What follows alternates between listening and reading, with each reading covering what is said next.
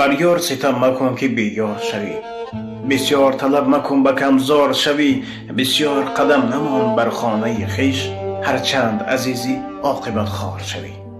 خواهران من، در وقتی از شوهر طلاق گفتن، جواب مطلع گفتن، خوب فکر کنین که شما در خانه پدر و مادر 2 روز 3 روز 4 روز 5 روز 1 سال 2 سال عزیزین، لیکن عاقبت خوار میشین. بسیاری خواهران امروز عصبیونه که سواد علوی ندارن، در حال بر کلمه طلاق جواب میده و جواب مرا فلان کن این کن وای کن سراسر میکنن. خواهران من، زندگی برای شما مسخره بازی نیست. برای یار ستم مکن که بیار شه. شوهر ده که قصد کرده از اون طلاق پرسیدی دیگه بی شوهر میمانه. در این خاطر خواهران من، اولی خودتان اولی شیرینی که دارین ویران نکنین، در فکری فرزنداتون باشین. فرزند بی پدر نکنین، فرزند بی مادر نکنین.